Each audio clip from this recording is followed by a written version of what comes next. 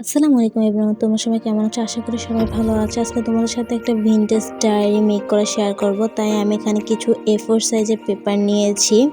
পেপারগুলোতে vintage look আসার জন্য আমি চা পাতার পানিতে ভিজায় রেখেছিলাম।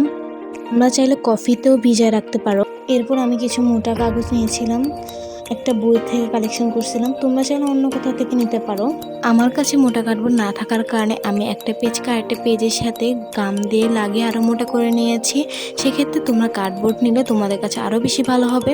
এভাবে আমি দুইটা মোটা ঢালের মতো তৈরি করে নিয়েছি। আমার নেওয়া কাগজের সাইজ অনুসারে আমি ঢাল দুইটা কেটে এনেছি। তোমরা তোমাদের সাইজ অনুসারে ঢালগুলো কেটে নিবা। আমি একটা মোটা ক্যালেন্ডার ঢাল নিয়েছি। ঢালটাকে আমি একটা নির্দিষ্ট সাইজ অনুসারে কেটে নিয়েছি।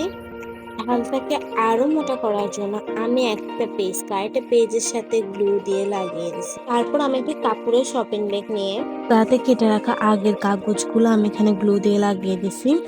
কাগজ দুইটির মাঝখানে আমি মোটা ক্যালেন্ডারটা লাগিয়েছি। আমার থেকে মনে হয়েছিল মাঝখানে কার্ডবোর্ডটা অনেক বেশি পাতলা হয়ে গেছে।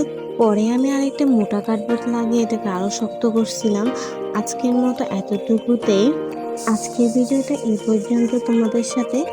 পরের ভিডিওতে আমি উপরে ডায়েরির ডিজাইন এবং ভিতরে সবকিছু ডিটেলস দেখাবো। Bye bye.